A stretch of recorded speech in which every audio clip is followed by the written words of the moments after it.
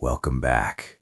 Before we start, don't forget to like, subscribe, and comment where you're listening from.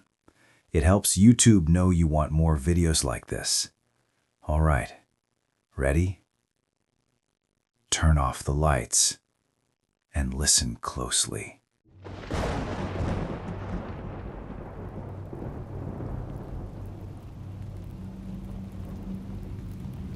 My name is Tyler, and what happened to me on Halloween night in 2015 is the reason I don't celebrate Halloween anymore. I don't hand out candy, I don't go to parties, and I definitely don't answer my door after dark on October 31st. I was 23 at the time, living in a small town in Massachusetts called Ashford. It's one of those New England towns that goes all out for Halloween. Decorated houses on every street, kids everywhere in costumes, jack-o'-lanterns lining every porch.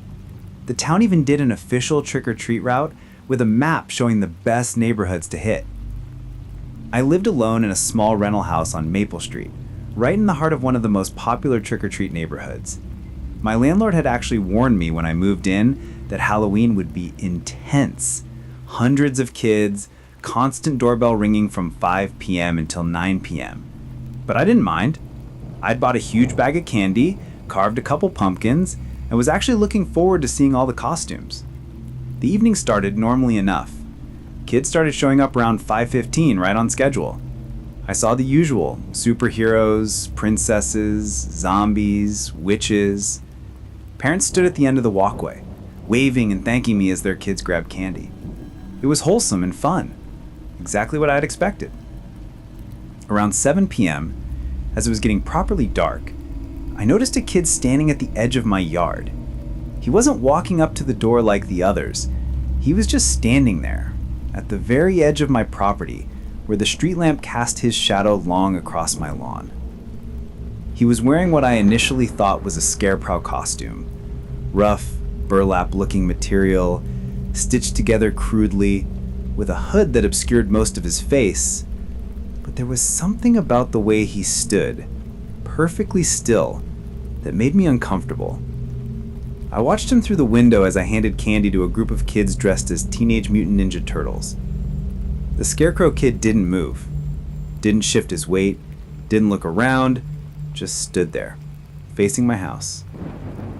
After the Ninja Turtles left, I stepped out onto my porch. "Hey buddy, you want some candy? Come on up." He didn't respond, didn't move. I figured maybe he was shy, or maybe his parents had told him to wait while they took a phone call or something. I went back inside and continued handing out candy to the steady stream of trick-or-treaters. But every time I glanced out the window, he was still there. Same spot, same position, not moving. This went on for about 30 minutes. Other kids would walk past him and he wouldn't acknowledge them. A couple of parents even seemed to notice him, but they kept moving, shepherding their children along the street. Around 7:45, during a brief lull in trick-or-treaters, I decided to go out and check on him. It wasn't normal for a kid to just stand in someone's yard for that long. Maybe something was wrong. I grabbed a flashlight and walked down my driveway toward where he was standing. As I got closer, I could see more details of his costume. It really did look homemade. Rough fabric stitched together with thick black thread, straw poking out at the seams, and a burlap mask that covered his entire head with crude holes cut out for eyes. But what struck me most was how tall he was. I'd assumed he was a kid, but up close he had to be at least 5.5 feet tall. Either a very tall child or a teenager, maybe even a young adult. "Hey," I said, my voice friendly but cautious. "Are you okay? Do you need help with something?" No response. But I could see his eyes now through the holes in the mask. They were dark, almost black, and they were staring directly at me with an intensity that made my skin crawl. "Listen, if you want candy, you can come to the door like everyone else, but you can't just stand in my yard. It's kind of creepy, man." That's when he spoke. His voice was rough, like someone who'd been screaming for hours, or like vocal cords that hadn't been used in a very long time. "Can I come inside?" The question caught me completely off guard. What? No, no, you can't come inside. If you want candy, I'll bring some out here. I need to come inside. Please, let me come inside. Every instinct I had was screaming at me that something was very wrong. No, you need to leave my property now or I'm calling the police. He took a step toward me, just one step, but it was enough to make me take several steps back. I've been waiting, all evening, waiting for you to invite me in. That's the rule. I have to be invited. What are you talking about? Who are you? I'm a trick-or-treater. He gestured vaguely at his costume. This is my costume. I'm playing by the rules, but you have to let me inside. That's how it works. That's not how it works. Kids get candy at the door. Nobody comes inside. Not candy. His voice changed, getting deeper, more aggressive. I don't want candy. I want to come inside. I want to see your house. I want to see where you sleep. I started backing toward my house, keeping the flashlight trained on him. You need to leave, right now. I'm not joking about calling the cops. You can't call them yet. Trick-or-treating hours aren't over. The town rules say trick-or-treating until 9 p.m. It's only 7:45. You have to keep your door open. You have to participate. He took another step toward me. Those are the rules. He was right, technically.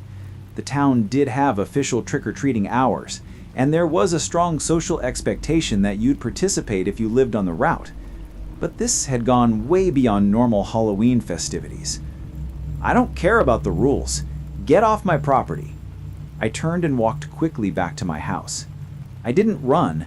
Some instinct told me that running would trigger something, like prey running from a predator. But I moved fast, and I kept glancing over my shoulder. He followed me.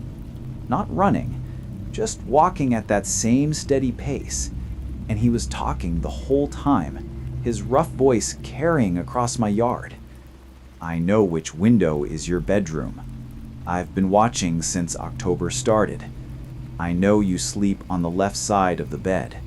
I know you leave your bathroom light on at night. I know you check your phone at 2:37 a.m. almost every night when you can't sleep. My blood went cold.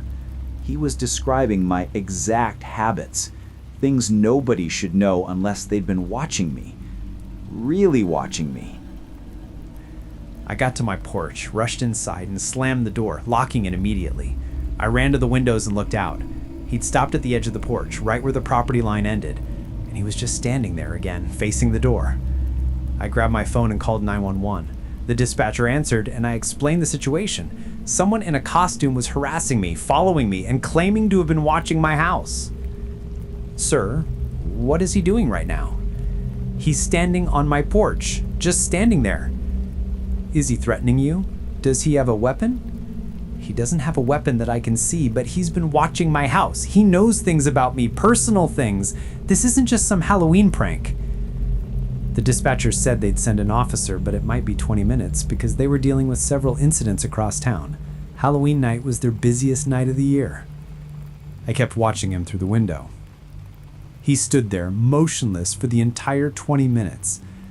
Other trick-or-treaters came and went, ringing my doorbell, but I didn't answer. I wasn't opening that door while he was out there. When the police cruiser finally pulled up, the scarecrow figure turned and walked away. Not running, just walking at that same steady pace, down my driveway, down the street, and around a corner. The officer came to my door, and I explained everything. He took notes, asked for a description, checked around my property, but the scarecrow was gone, and there was no physical evidence he ever been there. Probably just someone trying to scare you, the officer said. Halloween brings out the weirdos, but if he comes back, call us immediately, and you might want to consider installing some security cameras. After the officer left, I closed up for the night. No more candy, no more trick-or-treaters.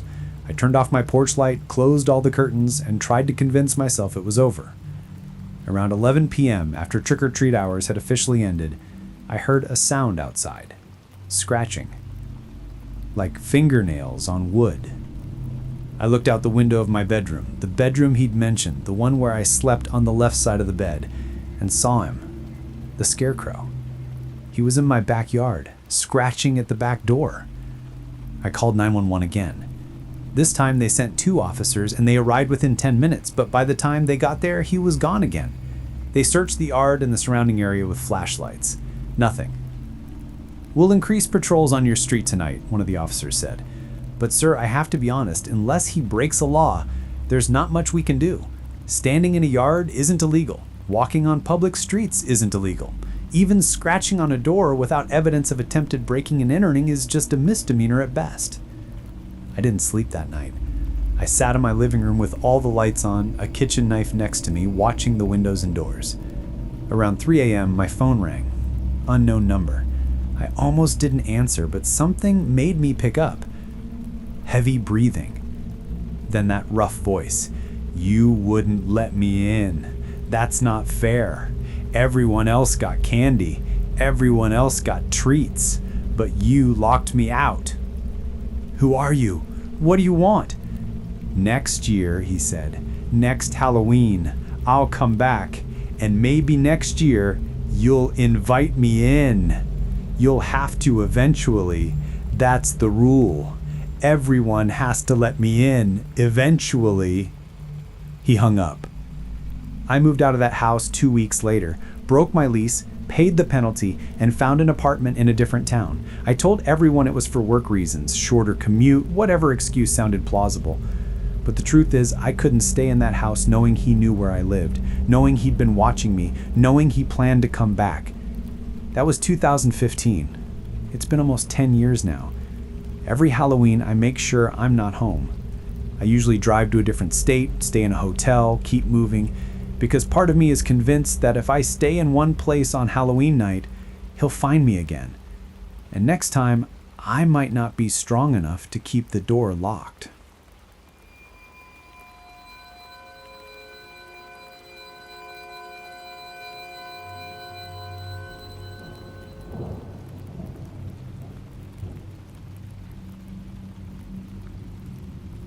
My name is Cassandra, and I work as an emergency room nurse in Detroit. Halloween is always one of our busiest nights. People drink too much at parties, kids eat too much candy and get sick, costume-related injuries, you name it. But Halloween night in 2018 was different. That was the night the burned man came in. It was around 10:30 p.m., and the ER was already chaotic.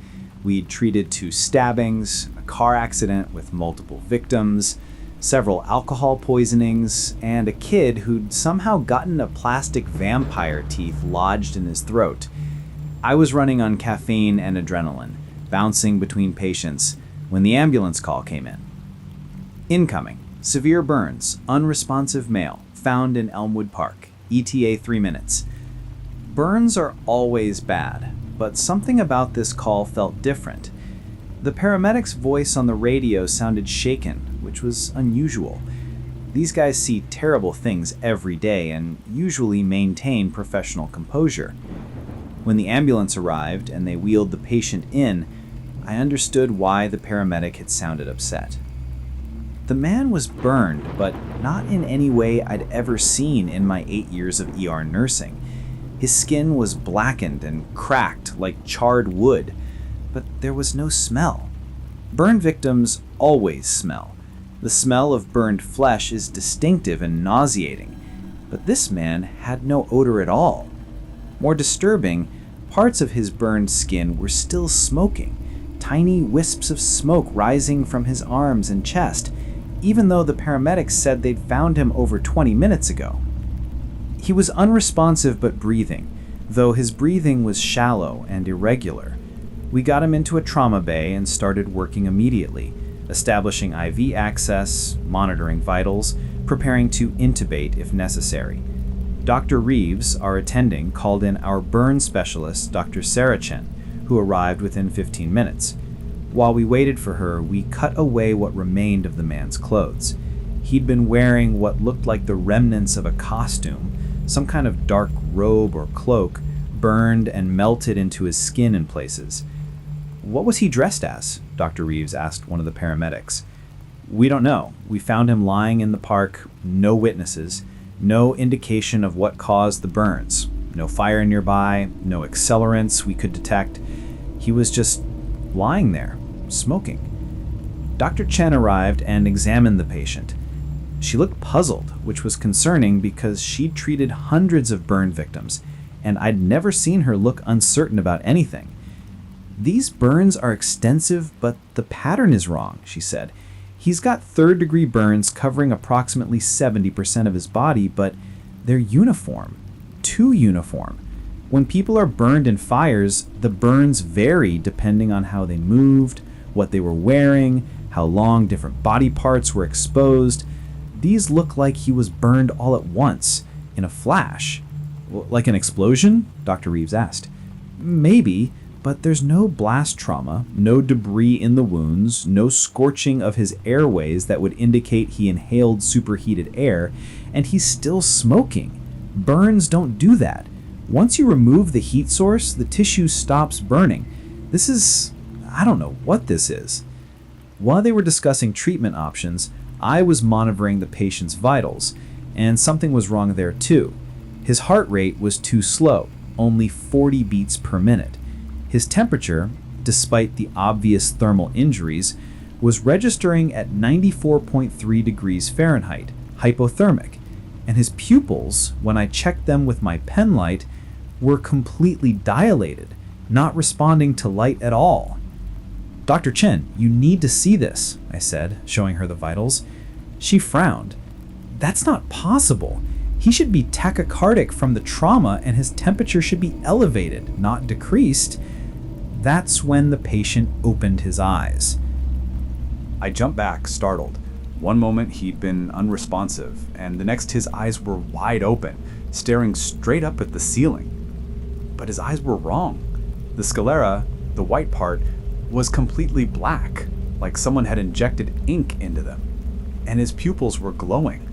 Not reflecting light, actually glowing. A dull red color like dying embers. Patient's awake, I announced, my voice shakier than I wanted it to be.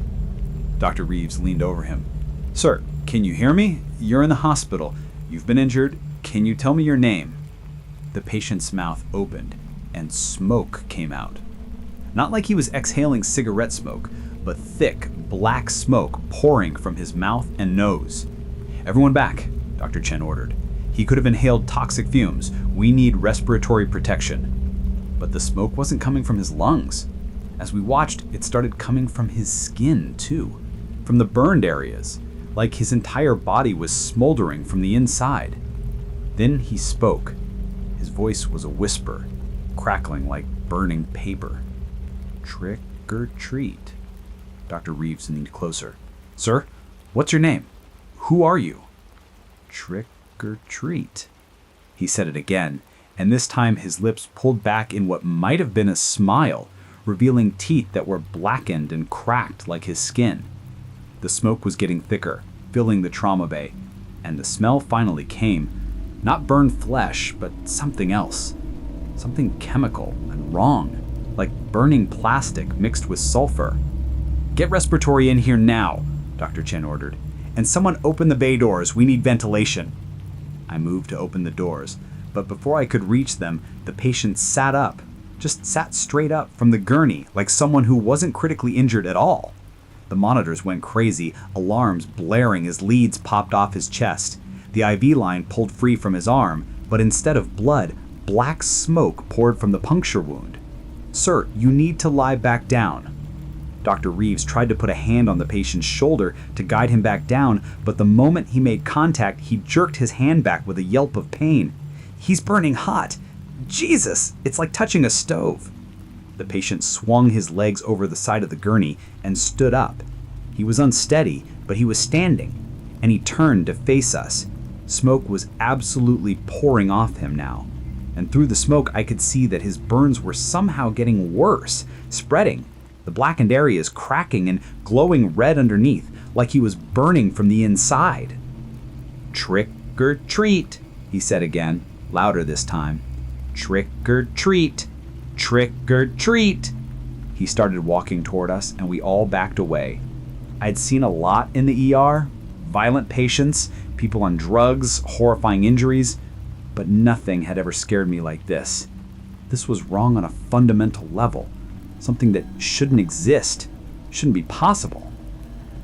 Security burst into the bay, responding to the emergency call someone had activated. But when they saw the burning man walking toward us, trailing smoke, his eyes glowing, his skin literally cracking and falling off, they froze too. "What the hell is that?" one of them whispered. The burned man turned toward them, and when he smiled this time, flames were visible inside his mouth. "Trick or treat," he said one last time. Then he burst into flames. Not caught fire, burst into flames, like someone had doused him with accelerant and lit a match. 1 second he was standing there, and the next he was a column of fire, flames shooting up to the ceiling. Heat so intense we all had to shield our faces and run for the exits. The sprinkler system activated, water pouring down, but it didn't seem to affect the flames at all. They burned just as bright, just as hot, like the water was passing through them without making contact.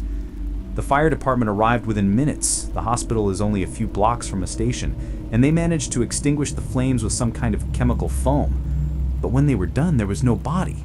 The gurney was melted, the floor tiles were cracked and blackened, equipment was destroyed, but there was no body.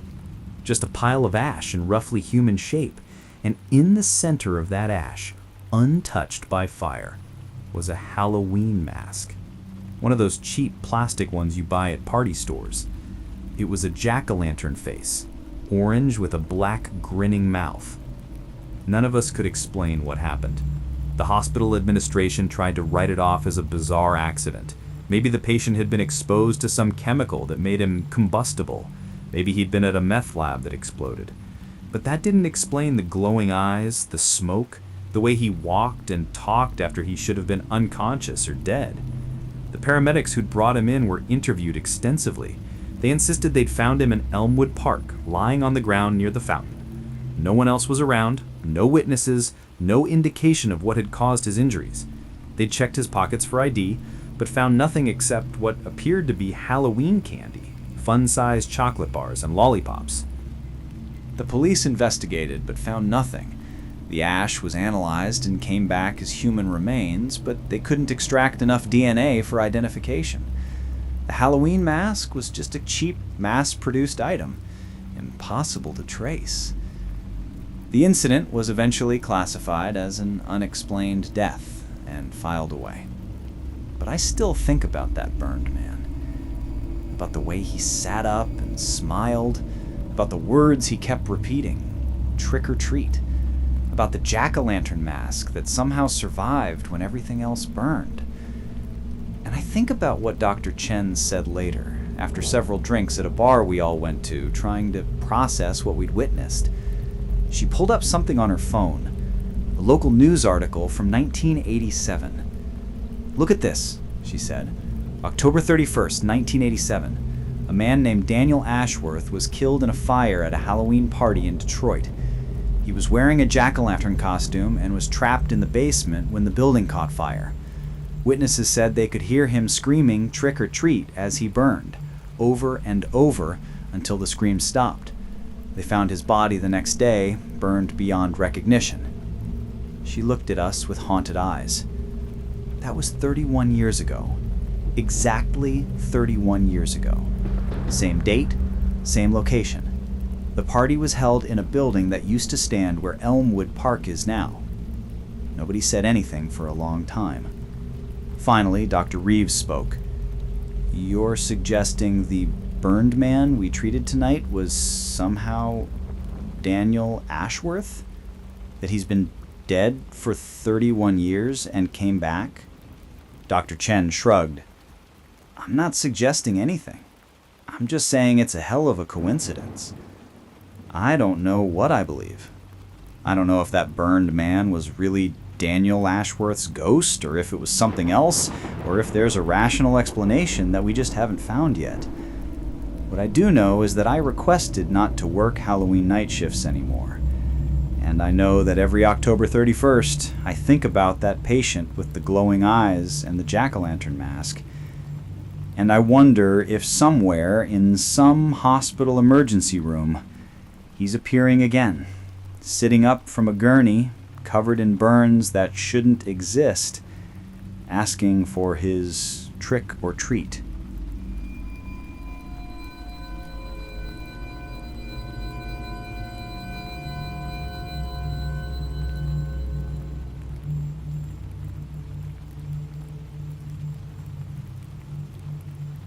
I'm Kevin, and I used to be a cop in a small town in Pennsylvania called Millbrook.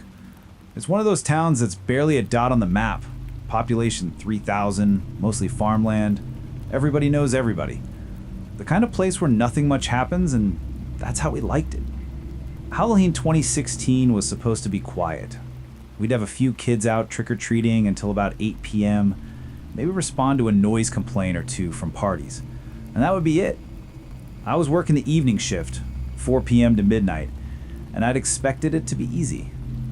It was, until about 9:30 p.m. when dispatch called about a disturbance at the old Hendricks farm on rural Route 12. The Hendricks place had been abandoned for years, ever since Old Man Hendricks died back in 2009. The family couldn't agree on what to do with the property, so it just sat there, slowly falling apart. The house was boarded up, the barn was half collapsed, and the fields had gone to seed. It was the kind of place teenagers would dare each other to visit, claiming it was haunted, that sort of thing. The call came from a neighbor about half a mile down the road. They reported seeing lights in the old Hendricks house and hearing screaming. They thought maybe some kids had broken in for Halloween and gotten hurt. I drove out there, expecting to find exactly that. Some teenagers who'd snuck into an abandoned house, maybe fallen through rotten floorboards or gotten spooked by rats. I'd done plenty of these calls over the years. You give them a lecture, call their parents, and send them home. When I pulled up to the property, I could see lights flickering in the windows of the house, flashlights by the look of it, and I could hear music, faint but audible, some kind of old-timey music, like from a record player. I parked in the overgrown driveway and got out, my flashlight in one hand, radio in the other. Dispatch, I'm 1023 at the Hendricks property, confirming lights and sounds inside the residence. Investigating. I approached the front door, which was standing wide open, despite the boards that should have been nailed across it. The boards were on the ground, nails still in them, like someone had torn them off. Police! Anyone in there? The music stopped. I waited, listening. Then I heard footsteps inside, moving toward the door. Multiple sets of footsteps. A group of kids emerged. 5 of them, all wearing Halloween costumes. A witch, a vampire, a zombie, a ghost, and a werewolf. They looked young, maybe 10, 12 years old, and they were smiling. "Hi, officer," the witch said cheerfully. "We're just trick-or-treating. This is private property. You kids know you're not supposed to be here. Where are your parents?" "They're around," the vampire said vaguely. "Where around? You kids live nearby?" They all nodded, but none of them elaborated. I sighed. "All right, come on, out of the house. I need to get names and addresses so I can call your parents." They filed out obediently, still smiling, and lined up in front of me on the porch. Up close, I could see their costumes were very well done, detailed, almost professional quality. The witch's makeup was intricate. The vampire's fangs looked real. The zombie's wounds were realistic and gruesome. Nice costumes. Now names, starting with you, I pointed at the witch. "Mary," she said. "Last name?" "Hendricks." I paused. "Hendricks? Like this house?" She nodded. "You related to the old man who used to live here?" She nodded again, still smiling. I looked at the others. "You all Hendricks kids?" They all nodded. This was getting weird. I knew the Hendricks family, at least the ones who'd inherited the property, And none of them had kids this age. They were all adults, and most of them had moved out of state. Which Hendricks are your parents? Bobby? Linda? Our parents live here, in this house. They've always lived here. Nobody lives here. This house has been empty for 7 years. We live here, Mary said. We've been here a long time. We're waiting. Waiting for what? For Halloween. It's the only day we can come out. The only day we can play. The hair on the back of my neck was standing up. Something was very wrong here. The way they talked, the way they smiled, the fact that they all claimed to be Hendricks when I knew that wasn't possible. All right, new plan. You kids are coming with me to the station. We'll sort out who you are and where you belong from there. We can't leave. Not yet. It's not midnight. Yeah, you can leave, and you're going to. Right now. Let's go. I gestured toward my patrol car. None of them moved. I said, let's go, now. Or do I need to call for backup?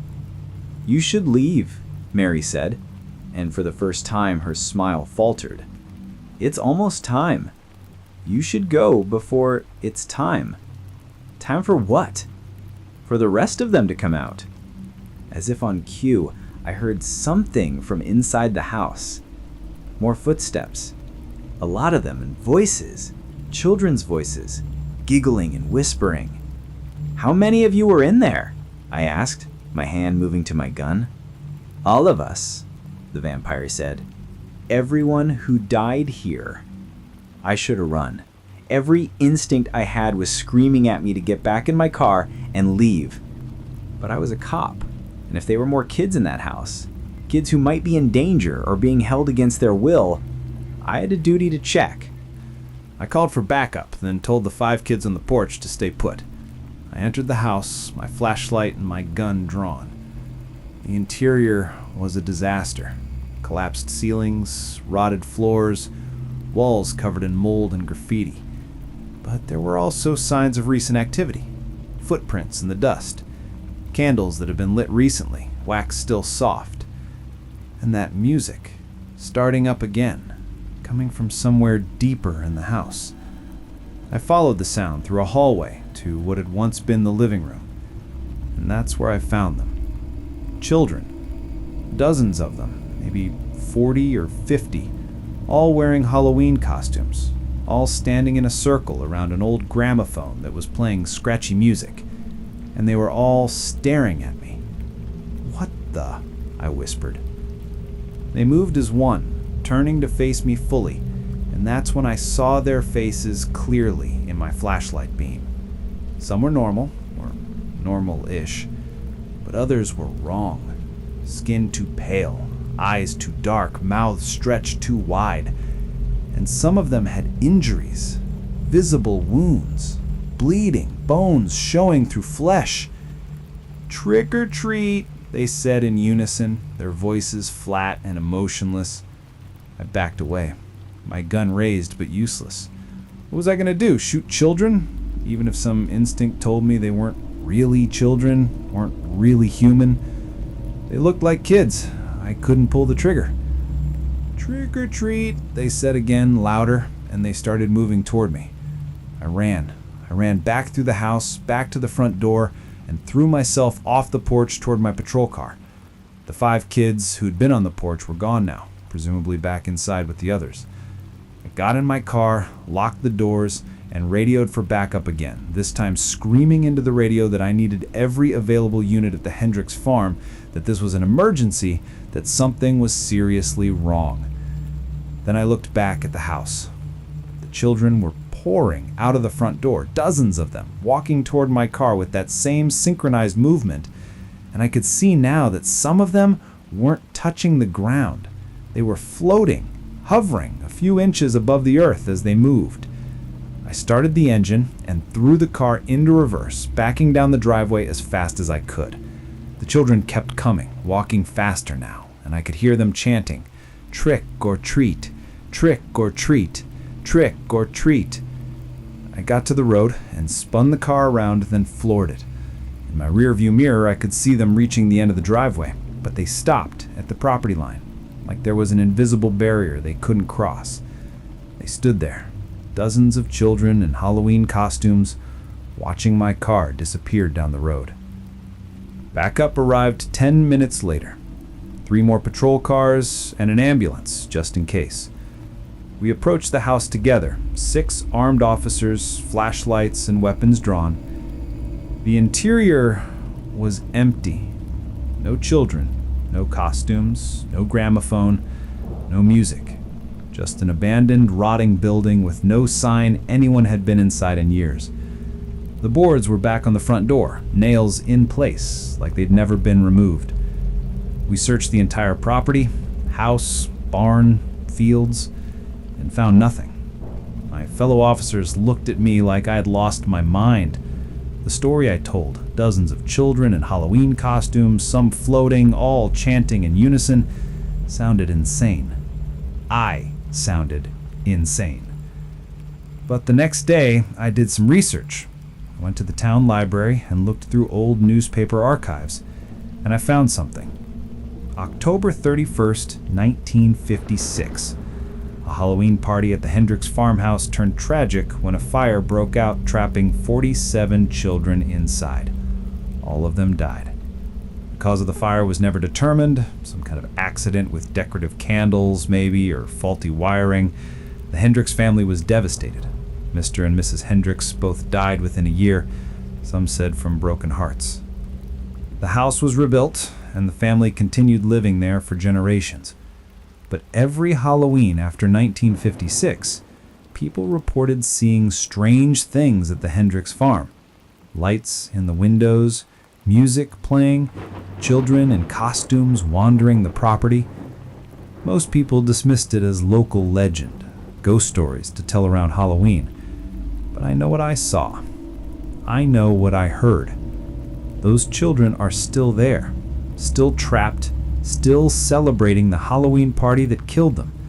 And every October 31st, they come out to play, to go trick-or-treating, to do what children do on Halloween. But they can't leave the property. They're bound there, doomed to repeat that last Halloween over and over for eternity. I quit the police force 6 months later, told everyone it was for personal reasons, better opportunities elsewhere. But the truth is, I couldn't go back to that town. Couldn't risk driving past the Hendricks farm. Couldn't shake the memory of those children and their synchronized chanting. Trick or treat, trick or treat, trick or treat. I still hear it sometimes, late at night when I can't sleep. Their voices, dozens of them, echoing in my head.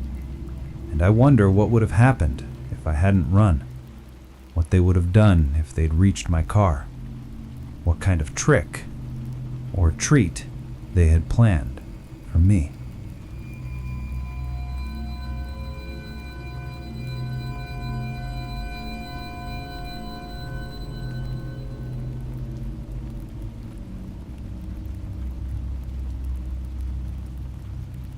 My name is Jennifer, and I'm a single mom living in suburban Ohio. 3 years ago, when my daughter Emma was 6, something happened on Halloween night that still makes me check and double check our locks, still makes me paranoid about who we let into our home. Emma had been excited about Halloween for weeks. She'd picked out her costume in September, a butterfly, complete with wings and antennae, and had been counting down the days. We lived in a nice neighborhood, the kind where everyone goes all out for Halloween, with decorations and full-size candy bars. It was perfect for trick-or-treating. Halloween evening, I helped Emma into her costume, and we set out around 6 p.m. The plan was to hit our immediate neighborhood, maybe 30 or 40 houses, and be home by 8 p.m. It was a school night, and Emma needed her sleep. The first hour was perfect. Emma was having a blast, running from house to house, her little candy bucket getting heavier with each stop. The neighbors all complimented her costume, and she was polite, remembering to say trick or treat and thank you at every door. Around 7 p.m., we turned onto Berkshire Lane, one street over from ours. That's where we encountered the man in the plague doctor costume. For those who don't know, plague doctors were physicians who treated victims during the bubonic plague in medieval times. They wore distinctive beaked masks filled with herbs to protect them from bad air, long black robes, and wide-brimmed hats. The costume has become popular in recent years, but it's undeniably creepy. The beak makes the person look inhuman, and the all-black outfit is ominous. This particular plague doctor was standing on the sidewalk between houses, not near any particular property. He was just standing there, holding a small black bag, watching the trick-or-treaters pass by. Emma noticed him immediately. "Mommy, look at that costume! It's so cool!" I had to admit it was well done. The mask looked professionally made, the robe was authentic looking, and even the bag he carried appeared to be vintage. But something about the way he stood there, perfectly still, watching everyone, made me uncomfortable. "Very cool," I agreed, steering Emma past him. "Come on, honey, let's get to the next house." As we walked past, the plague doctor spoke. His voice was muffled by the mask, but clear enough to understand. "Little butterfly, would you like a special treat?" Emma stopped and looked up at him, her eyes wide. "What kind of treat?" Before I could intervene, he reached into his black bag and pulled out a piece of candy. But it wasn't wrapped. It was just a piece of hard candy, loose, no wrapper or packaging. "Emma, no," I said firmly, putting my hand on her shoulder. "We don't take unwrapped candy. You know the rules." The plague doctor tilted his head, the beak pointing at me. "It's perfectly safe. I made it myself. Old family recipe. It's quite special." "I'm sure it is, but no thank you. Come on, Emma." I tried to move us along, but Emma was transfixed by the plague doctor. She reached for the candy despite my grip on my shoulder.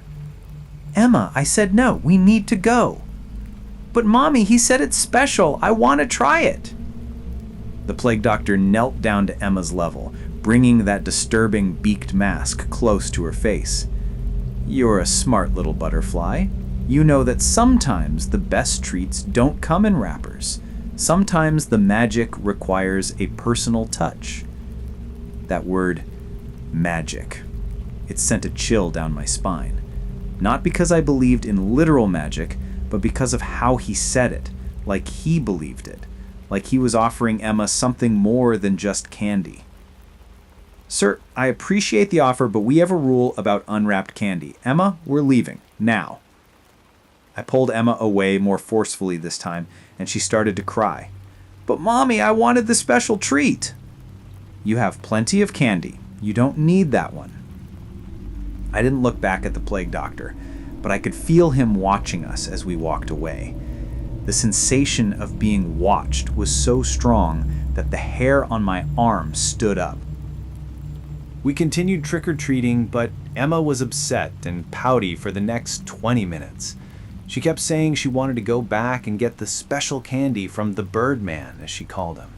I kept explaining that we don't take candy from strangers, especially unwrapped candy, and she finally seemed to accept it, distracted by the next few houses and their generous offerings. Around 7:45, as it was getting properly dark, we started heading home. Our route took us back past Berkshire Lane, and I deliberately walked on the opposite side of the street from where we'd seen the plague doctor. I didn't want to risk another encounter. But he was there again. Same spot, same stance, and this time he was holding something new. A balloon. A purple balloon. Emma's favorite color. "Mommy, the Birdman has a balloon. Can I have it, please?" "No, Emma. We're going home." But Emma pulled away from me and ran across the street before I could stop her. My heart nearly stopped as a car had to brake suddenly to avoid hitting her, the driver honking angrily. "Emma!" I ran after her, but she'd already reached the plague doctor. He was kneeling again, holding out the purple balloon, and Emma was reaching for it. I grabbed her hand just as her fingers touched the string. "Emma, no. What did I tell you about running into the street?" The plague doctor stood slowly, still holding the balloon. She's a curious child. Curiosity is good. Curiosity leads to discovery. Sir, I need you to stop offering things to my daughter. It's inappropriate.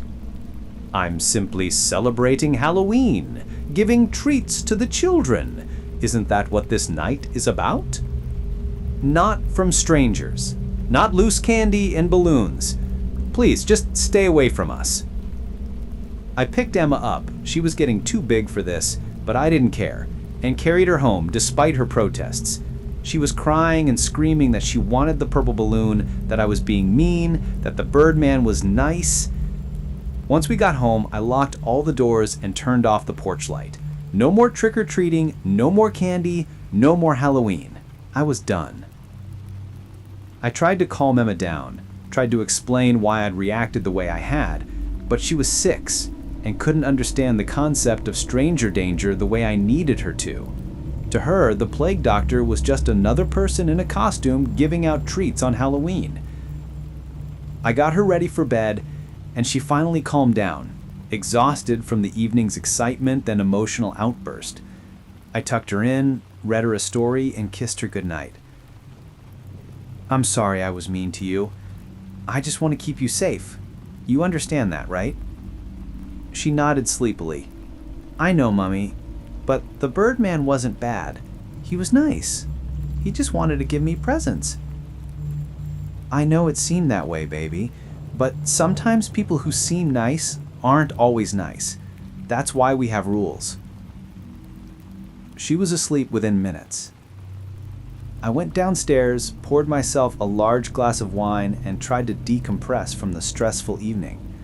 I told myself I had overreacted, that the plague doctor was probably just some guy who took Halloween too seriously, who didn't understand modern concerns about candy tampering and stranger danger. But I couldn't shake the feeling that something had been wrong about him. The way he spoke, the way he'd focused on Emma, the way he'd appeared in multiple locations. Around 10 p.m., I heard a sound from upstairs. A voice. Emma's voice, but muffled, like she was talking to someone. I crept upstairs and pressed my ear to her bedroom door. She was definitely talking, but I couldn't make out the words. I opened the door slowly and peeked inside. Emma was sitting up in bed, facing the window. The window was open. I'd definitely closed it when I tucked her in, and she was talking to someone outside. Yes, I like purple. It's my favorite color. How did you know? I turned on the light and rushed to the window. Standing on the lawn below, looking up at Emma's second-floor window, was the plague doctor. He was holding the purple balloon, and he waved at me when I appeared. Emma, get away from the window. I pulled her back and slammed the window shut, locking it. Then I grabbed my phone and dialed 911. 911, what's your emergency? There's a man in my yard. He's wearing a costume and he's been following me and my daughter. We're at 847 Maple Street. Please send someone now. Is he trying to enter your home? No, but he's standing under my daughter's window. He's been harassing us all evening. I want him arrested for trespassing. Officers are on the way. Stay inside with your doors locked. I kept Emma with me, holding her tight, watching out the window as the plague doctor stood there, motionless, for the 7 minutes it took for the police to arrive. When the patrol car pulled up, lights flashing, I expected the plague doctor to run, but he didn't. He just stood there, waiting, as 2 officers approached him. I couldn't hear what they were saying, but I watched the interaction. The officers were talking to him. He appeared to be responding calmly, and after maybe 3 minutes, one of the officers walked to my front door and rang the bell. I went downstairs, keeping Emma behind me, and opened the door with the chain still on. Ma'am, I'm Officer Davidson. We spoke with the individual in your yard. He says he's a friend of the family and he was invited. What? No. I've never seen him before today. He's been following me and my daughter all evening, trying to give her unwrapped candy and other things. I want him arrested. He's not on your property anymore. He moved to the sidewalk when we arrived. Standing on a public sidewalk isn't a crime. and he claims you invited him to your home earlier this evening. That's a lie. I explicitly told him to stay away from us. The officer looked uncomfortable. Ma'am, without evidence or trespassing or threatening behavior, there's not much we can do. I can issue him a warning to stay away from your property, but unless he breaks the law... He was standing under my daughter's bedroom window at 10 p.m. How is that not threatening behavior? He says he was on the sidewalk and your daughter called out to him. Is that true? I hesitated. Emma had been talking to him through the window, but he'd been on the lawn, not the sidewalk. At least I thought he had been. It had been dark and I'd been panicked. Maybe he had been on the sidewalk. I don't know. It was dark, but he shouldn't be here at all. I want a restraining order. You'll need to file for that through the courts. For tonight, I'll issue him a verbal warning to stay away from your property. If he comes back, call us immediately, okay? I agreed, though I wasn't happy about it. I watched through the window as the officers talked to the plague doctor again, and then they left. The plague doctor stood on the sidewalk for a few more minutes, looking at my house, before he finally walked away. I didn't sleep that night. I sat in Emma's room, watching the window, making sure he didn't come back. Every sound made me jump. Every shadow made me reach for my phone. He never came back. Not that night, not any night since. I filed for a restraining order, but you need to know the person's identity to do that, and we had no idea who the plague doctor was. The police tried to investigate, but without a name or address, there was nothing they could do.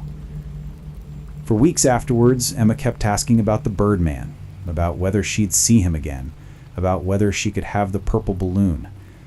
I eventually threw away all our Halloween candy, told her it had gone bad because I was paranoid that somehow, some way, he'd managed to slip his unwrapped candy into her bucket. We moved 6 months later.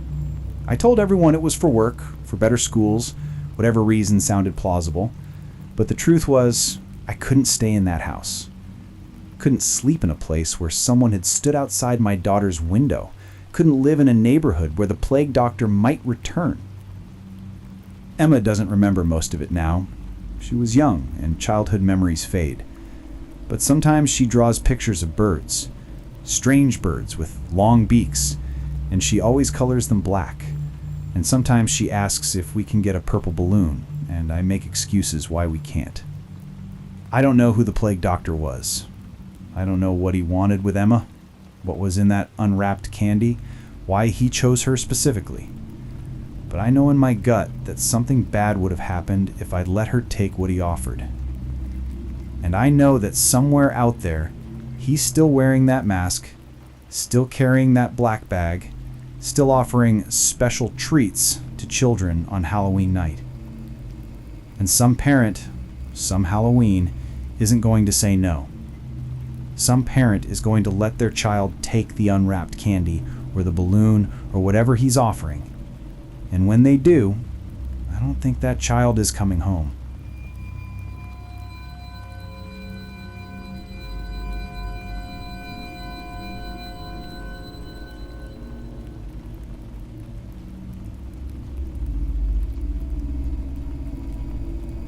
I'm Robert, and I've been a school bus driver for 15 years. Most days are routine. Pick up the kids, drop them off, repeat. But October 31st, 2017 was different. That was the day I picked up a passenger who shouldn't have been there. It was my afternoon route, starting at 3:15 p.m., picking up elementary school kids and dropping them off at various stops throughout the county. Halloween was on a Tuesday that year, and the kids were excited, talking about their costumes and their trick-or-treating plans. My route had 12 stops, with about 30 kids total. I knew all of them by name, knew which houses they got off at, knew which ones were siblings or friends. It was a good route, good kids, no troublemakers. At my 6th stop on a rural road called Hickory Lane, I picked up 5 kids. The Morrison twins, Tommy and Tabby, the Chin boy, David, Sarah McDonnell, and a 5th child I'd never seen before. She was small, maybe 6 or 7, with dark hair and pale skin. She was wearing a white dress that looked old-fashioned, almost Victorian, with lace at the collar and cuffs. Not quite a Halloween costume, but not modern clothing either. She got on the bus behind the other kids and sat down in the front row, directly behind me. I should have asked her name, should have checked my list, but I was distracted by Tommy Morrison, who was arguing with his sister about something, and by the time I'd sorted that out and was pulling away from the stop, I'd forgotten about the new girl.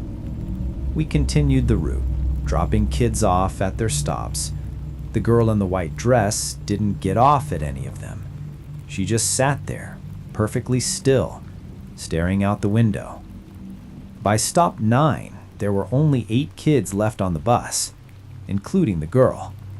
That's when I finally looked at her in the rearview mirror and really paid attention.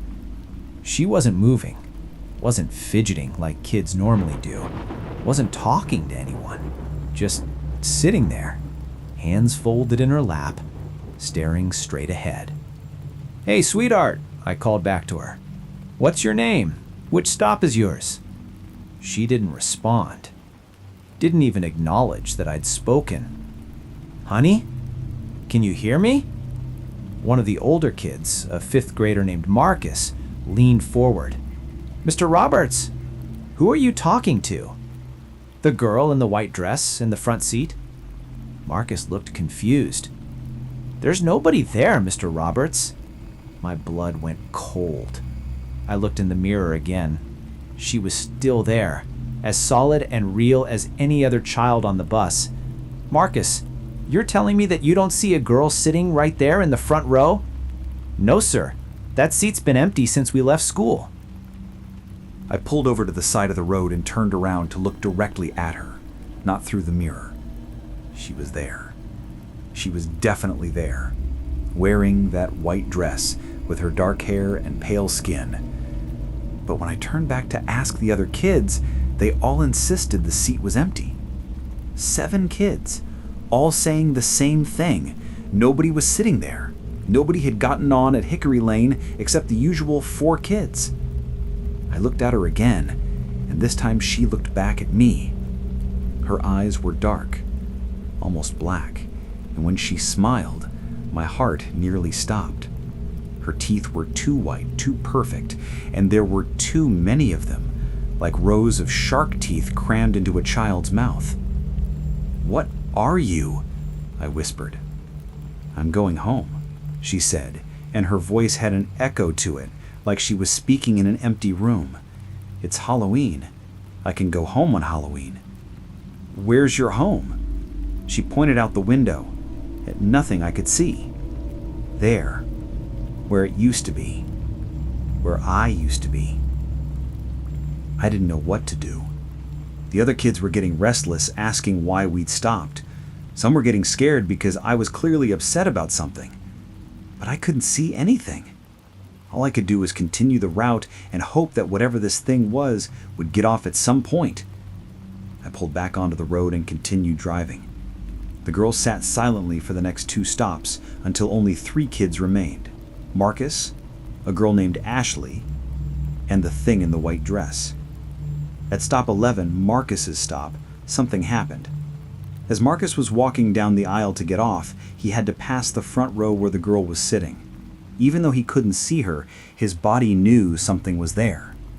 He stopped, shivered visibly, and said, "Why is it so cold here?"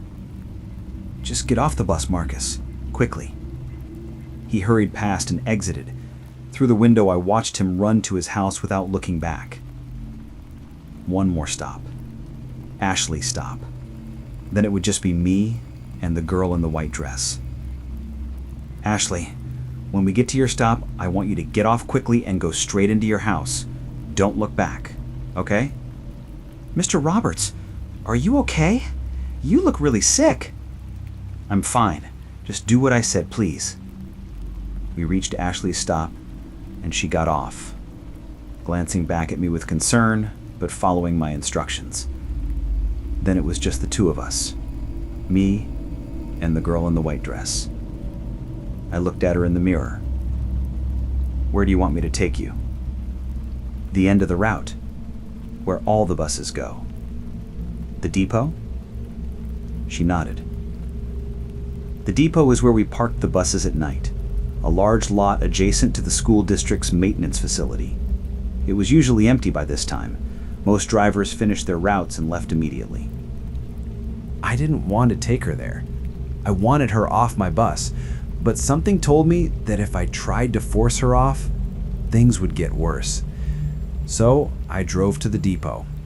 When I pulled into my parking spot and turned off the engine, I looked in the mirror. She was gone. The front seat was empty. I let out a breath I didn't know I was holding and radioed dispatch that I was done for the day.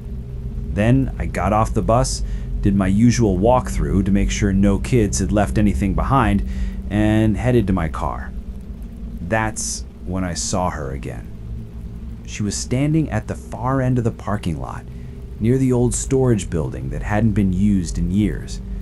She was just standing there, in that white dress, facing the building. I should have left. I should have gotten in my car and driven away. But I couldn't. Something pulled me toward her, toward that building.